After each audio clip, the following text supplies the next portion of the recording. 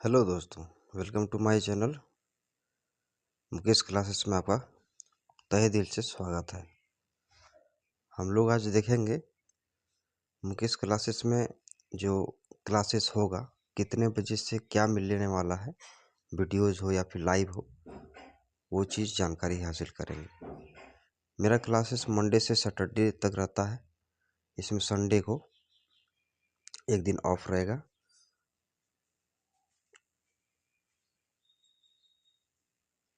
और आगे चलते हैं, आगे टाइम और सब्जेक्ट देखते हैं। जिससे देख सकते हैं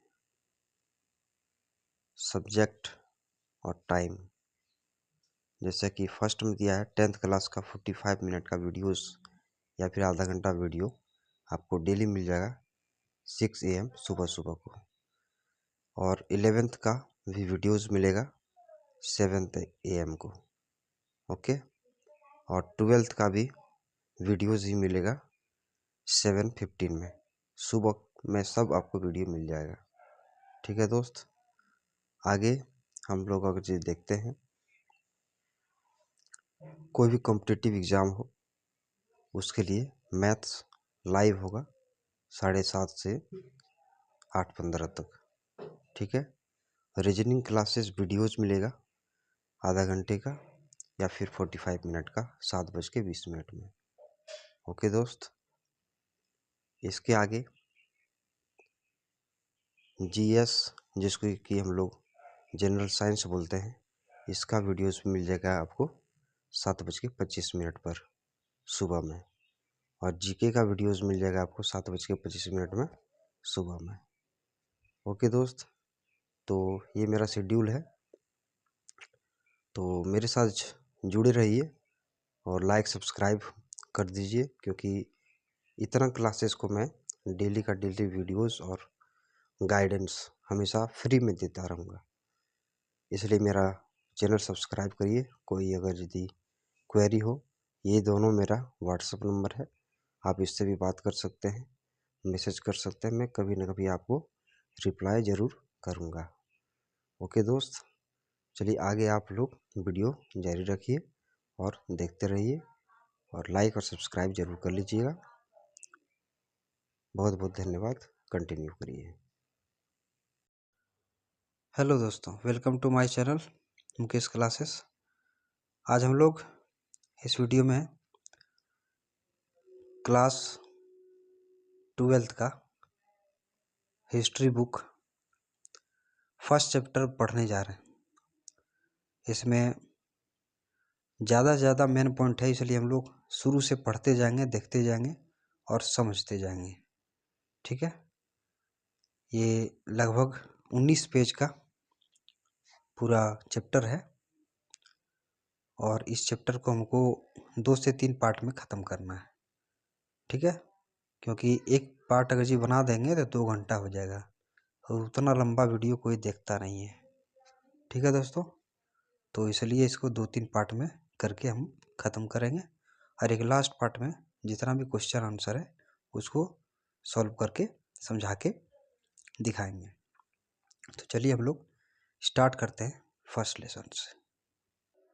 तो लेसन का नाम है फर्स्ट लेसन, ईंटें, मनके तथा अस्थियाँ। ये पूरा पूरा किसके अंतर्गत आ रहा है? हड़प्पा सभ्यता के अंतर्गत आ रहा है। हड़प्पा सभ्यता हम लोग जो है शुरुआत कर रहे हैं। तो फर्स्ट लाइन हम लोग पढ़ते हैं चित्र के साथ। पहले टेक्स्ट पढ़ लेते हैं, उसके बाद हम लोग पिक्चर, इसका फोटो भी देखेंगे और समझेंगे। लिखा हुआ है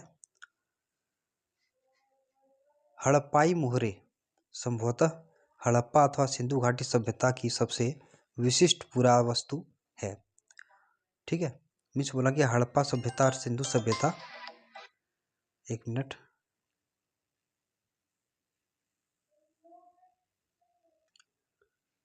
ठीक है दोस्तों, जिसको हम लोग आगे पढ़ रहे हैं। तो इसमें ये सिंधु घाटी सभ्यता और हड़प्पा सभ्यता दोनों एक ही सभ्यता है, दोनों अपने आप में एक अपरूप नाम है। ठीक है, इसमें कुछ और दिया गया है। सेल खड़ी नामक पत्थर से बनाई गई इन मुहरों पर सामान्य रूप से जानवरों के चित्र और एक ऐसी लिपि का चिन्ह उत्कीर्ण है, मतलब उकेरा हुआ है, जिन्हें अभी तक पढ़ा नहीं जा सका। मिस हो गया।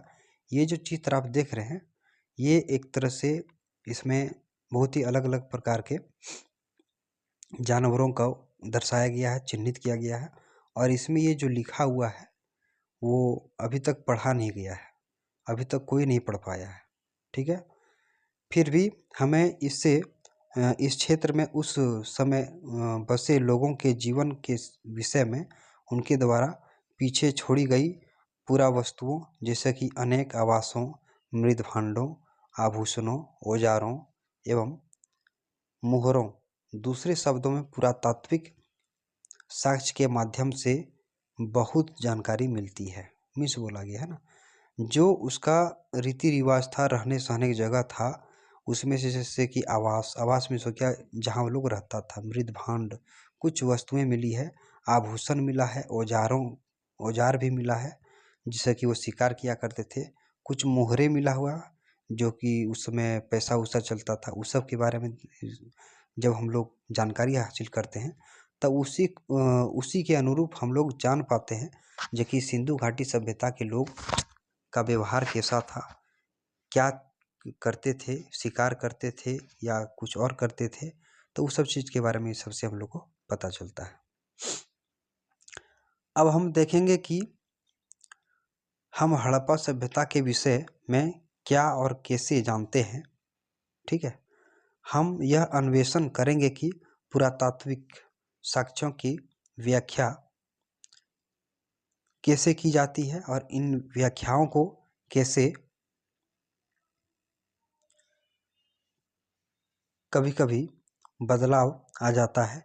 निश्चित रूप से इस सभ्यता के कई पहलू आज भी हमारी जानकारी से परे है और हो सकता है हमेशा ही रहे। मिस बोला गया, अभी तक भी कुछ ऐसा परेशानियां हैं जिसके चलते सिंधु सभ्यता के बारे में एग्जैक्ट किसी को कुछ भी पता नहीं है, लेकिन और ये इसमें बदलाव होते रहता है। मान लीजिए आज हिस्ट्री में कुछ और लिखा गया है और कल रह के कुछ और बदलाव हो गया है। वो इसलिए हो जाता है क्योंकि उस मोहरे से या तो फिर वहाँ के पाए गए अवशेष से कुछ और भी जानकारी मिल जाती है, जिसके कारण कुछ चेंज हो जाता है। ये चीज़ हम लोग को देखने को मिलता है।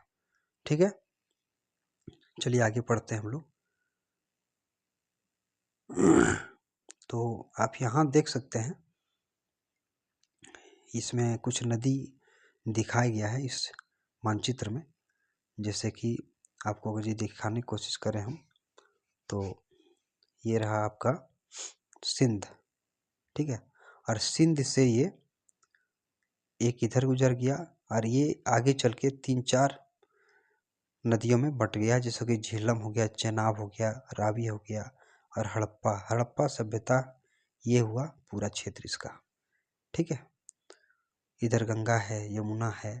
ठीक है, ये सब नदी का नाम है। ठीक, चलिए हम लोग आगे बढ़ते हैं। कुछ शुरुआती से हम लोग पढ़ेंगे जिसका मेन टॉपिक ही है आरंभ नाम से, यानी बिगनिंग। कैसे कोई चीज़ बिगनिंग हुआ, बिगिन कब हुआ। तो इस क्षेत्र में विकसित हड़प्पा से पहले भी कई संस्कृतियां अस्तित्व में थीं। मतलब हड़प्पा सभ्यता से भी पहले कुछ संस्कृतियां जो है हम लोग को देखने को मिला था। ये संस्कृतियां अपनी विशिष्ट मृद भांड शैली से समृद्ध थीं, और वो जो सभ्यता मिला था उसमें मृद भांड ज़्यादातर मिला था। मतलब मृद मीन्स होता है, मान लीजिए कि मिट्टी, और भांड मीन्स हो गया मिट्टी के द्वारा बनाया गया कोई भी वस्तु, वो चाहे वो बर्तन हो, खिलौना हो, अदरवाइज कुछ भी हो। ठीक है, तो उसी के अनुरूप हम लोग किसी भी सभ्यता के बारे में ज़्यादातर जानकारी हासिल करते थे, तथा इसके संदर्भ में हमें कृषि, पशुपालन और कुछ शिल्पकारी के साक्ष्य भी मिलते हैं। कुछ ऐसा भी है जहाँ की कृषि मतलब खेती किया जाता था, पशु को पाला जाता था। तो आप क्वेश्चन एक लिख सकते हैं जो कि ऐसा कौन सा जानवर था। ठीक है, कौन सा जानवर था जिसे पहली बार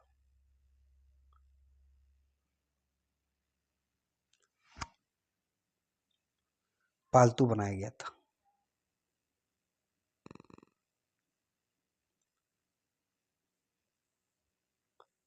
ये क्वेश्चन है आपके लिए, इसको कमेंट में आप पिन करिएगा। ओके, चलिए हम लोग आगे बढ़ते हैं। इसके आगे अगर यदि हम लोग चलते हैं तो जैसे कि बस्तियां आमतौर पर छोटी होती थी, क्योंकि लोग कम होते थे तो बस्तियां भी छोटी हुआ करती थी। इनमें बड़े आकार की संरचनाएं लगभग न के बराबर थी, मतलब बड़ी संरचना कोई भी नहीं था, सब छोटा छोटा कस्बा के अंतर्गत रहता था। हाल के पुरातात्विक साक्ष्य 7000 ईसा पूर्व के शुरुआती कृषक समुदायों से हड़प्पा संस्कृति के उद्भव का संकेत मिलता है। मतलब 7000 ईसा पूर्व में जो खेती किया जाता था उस तरह का साक्ष्य हाल ही में कुछ मिला था, जो शहरी चरण यानी परिपक्व हड़प्पा जिसको कि बोला जाता है। हड़प्पा सभ्यता जो था एक तरह से शहरी सभ्यता माना जाता है, क्योंकि उसमें घर का बनावट, ईंट का प्रयोग होना, स्विमिंग पूल मिलना, ये सब चीज़ मिलने के बाद नाली मिलना, तो ये सब चीज़ मिलने के बाद पता चलता था, इससे प्रतीत होता है कि हड़प्पा सभ्यता में विकास की ओर बढ़ने के बहुत सारे तरीके थे। इससे हड़प्पा सभ्यता को एक तरह से आधुनिक सभ्यता के नाम से भी जाना जा सकता है। प्रारंभिक हड़प्पा चरण में क्रमिक परिवर्तन और आंतरिक विकास का परिणाम था। ठीक है, चलिए इसके आगे हम लोग सेकेंड टॉपिक पढ़ते हैं, जिसका नाम है निर्वाह के तरीके। निर्वाह मतलब जीवन यापन का तरीका क्या था उस सबका, वो चीज़ समझेंगे। तो आपने मानचित्र 1 और 2 में देखा होगा कि विकसित हड़प्पा संस्कृति कुछ ऐसे स्थानों पर पनपी जहां पहले आरंभिक हड़प्पा संस्कृतियां अस्तित्व में थीं। मतलब हड़प्पा सभ्यता का विकसित संस्कृति वहां हुआ जहां पे उससे पहले भी जो संस्कृति हुआ करती थी वो विकसित थी, और वहीं पे ये हड़प्पा सभ्यता पाया गया था। ठीक है, ये चीज़ तो सही बात है। मान लीजिए एक लड़का बहुत पढ़ लिख रहा है और उसके साथ में कोई लड़का है जो कि पढ़ने में भोदू है, लेकिन उसके साथ में रह के ये भी कुछ ना कुछ सीख जाता है। उसी तरह ये संस्कृति था। एक संस्कृति जब प्रोग्रेस में था तो उसी के आजू बाजू में जो बसने वाला क्षेत्र होगा वो भी थोड़ा बहुत तो जरूर प्रोग्रेस में रहेगा। इसलिए हड़प्पा संस्कृति भी थोड़ा बहुत डेवलपमेंट में ज़्यादा काम किया है। इन संस्कृतियों में कई तत्व जिनमें निर्वाह के तरीके शामिल है समान थे।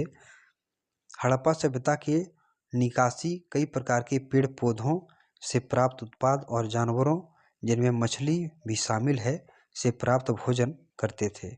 ठीक है, मीन्स बोला गया क्या, जो कि भोजन वहाँ उस समय जो है पका के खाया जाता था, यहाँ तक कि मछली को भी पका के खाया जाता था। ठीक है, जले अनाज के दानों तथा बीजों की खोज से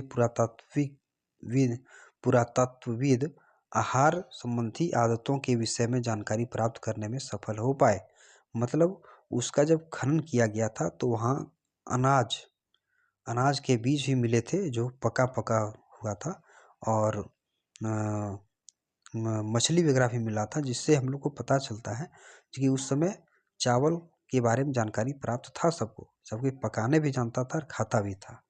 तो इसका अध्ययन पूरा वनस्पतिज्ञ करते हैं, जो प्राचीन वनस्पति के अध्ययन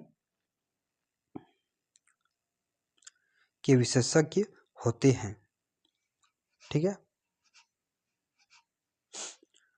हड़प्पा सभ्यता हड़प्पा स्थलों से मिले अनाज के दानों में गेहूं, जौ, दाल, सफ़ेद चना तथा तिल शामिल है। ये क्वेश्चन हमेशा पूछता है।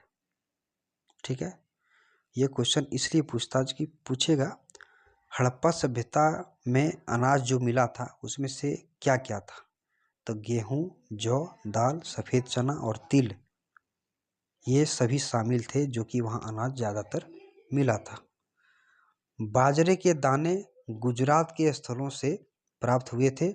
चावल के दाने अपेक्षाकृत कम पाया गया था। ठीक है, बाजरे जो कि एक तरह से मक्का के जैसा ही होता है, ये भी वहाँ पे मिला था, और चावल जो है कम मात्रा में पाया गया था।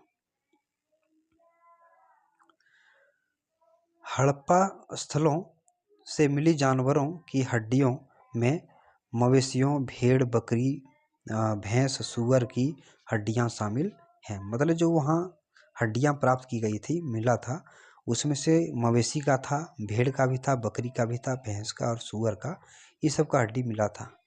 पूरा प्राणी विज्ञानियों अथवा जीव पुरातत्वविदों द्वारा किए गए अध्ययनों से संकेत मिलता है कि ये सभी जानवर पालतू थे।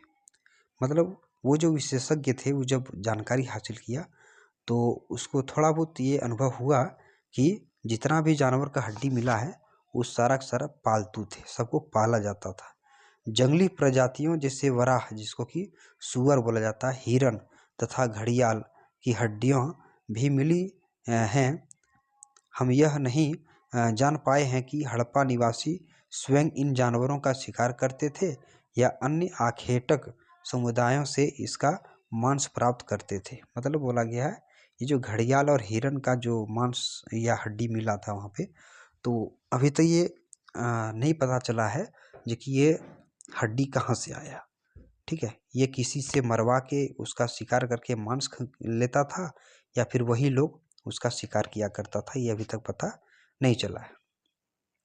मछली तथा पक्षियों की हड्डियां भी मिली है। ठीक है, मछली और पक्षी का हड्डी भी मिला है वहाँ पे। तो ये सब विशेषज्ञ के द्वारा खोजा गया था। चलिए अगला टॉपिक हम लोग पढ़ते हैं। बोला गया है कृषि प्रौद्योगिकी। आगे पढ़ते हैं तो लिखा है, हालांकि अनाज के दानों से कृषि के संकेत मिलते हैं, पर वास्तविक कृषि विधियों के विषय में स्पष्ट जानकारी मिलना कठिन है। क्या जूते हुए खेतों में बीजों का छिड़काव किया जाता था?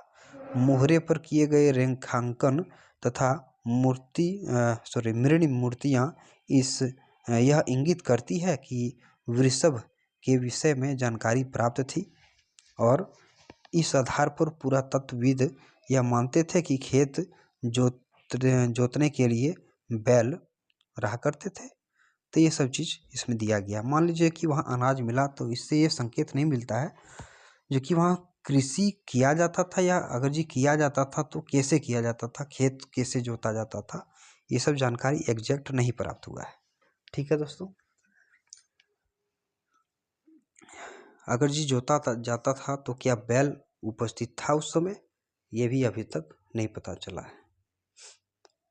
ठीक है, साथ ही बोला गया है, एक मिनट, साथ ही चोलिस्तान के कई स्थान और बनावली, जिसको कि हरियाणा बोला जाता है, से मिट्टी से बने हल के प्रतिरूप मिले हैं। मतलब हरियाणा में मिट्टी से बना हुआ है एक हल है जो कि वहाँ प्रतिरूप उसको मिला था। इसके अतिरिक्त पुरातत्वविदों को कालीबंगन, जिसको कि राजस्थान बोला जाता है, नामक स्थान पर जूते हुए खेत का साक्ष्य मिला है। मतलब राजस्थान में क्या मिला है? जूता हुआ खेत, जो आरंभिक हड़प्पा स्तरों से संबंध है। और इस खेत में हल रेखाओं के दो समूह एक दूसरे को समीकरण पर काटते हुए विद्यमान थे। मतलब जो कि हल जैसे जोतते हैं एक दूसरे को कट करके, मान लीजिए हल जैसे इधर से गया फिर इधर से आया फिर इससे करके जोतता था, तो इससे ये जो कटा हुआ है, तो इस तरह का साक्ष्य वहाँ पे मिला था राजस्थान में। ठीक है, जो आरंभिक हड़प्पा स्तरों से संबंध है। और इस खेत में हल रेखाओं के दो समूह एक दूसरे को समकोण पर काटते हुए विद्यमान थे, जो दर्शाता है कि एक साथ दो अलग अलग फसल उगाई जाती थी। ठीक है, पुरातत्वविदों ने फसलों की कटाई के लिए प्रयुक्त औजारों की पहचानने का प्रयास भी किया है। क्या हड़प्पा सभ्यता के लोग लकड़ा के हत्थों में बैठाए गए पत्थर के फलकों का प्रयोग करते थे या फिर वे धातु जो औजार का रूप प्रयोग करते थे। मीन्स बोला गया है जैसे कि वहाँ का जो फसल होता था उसको कटाई के लिए क्या चीज़ से काटा जाता था उसके बारे में इसमें जानकारी प्राप्त किया गया था। इसका आगे दिया है अधिकांश हड़प्पा स्थल अर्ध शुष्क क्षेत्र में स्थित है जहाँ संभवतः कृषि के लिए सिंचाई की आवश्यकता पड़ती होगी। अफगानिस्तान में सोर्तुघई नामक हड़प्पा स्थल से नहरों के कुछ अवशेष मिले हैं। कहाँ से? अफगानिस्तान से, ध्यान रखिएगा। परंतु पंजाब और सिंध में नहीं। लेकिन पंजाब और सिंध में इस टाइप का कोई नहर नहीं पाया गया था। ऐसा संभव है कि प्राचीन नहर बहुत पहले ही गाद से भर गई थी। गाद से भर जाना मतलब मिट्टी से भर जाना, पूरा भर गया होगा। ऐसा भी हो सकता है कि कुओं से प्राप्त पानी का प्रयोग सिंचाई के लिए किया जाता हो। और इसके अतिरिक्त धोलावीरा यानी जो कि गुजरात में स्थित है में मिले जलाशयों का प्रयोग संभवतः कृषि के लिए जल संचयन हेतु किया जाता था।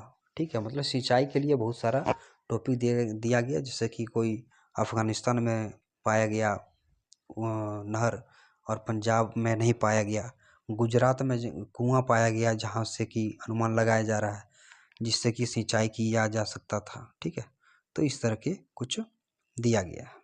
ठीक है, इसके आगे टॉपिक हम लोग पढ़ेंगे हड़प्पा संस्कृति की योजनाबद्ध शहर। तो इसको हम लोग अगला टॉपिक में पढ़ेंगे। आज के लिए इतना ही।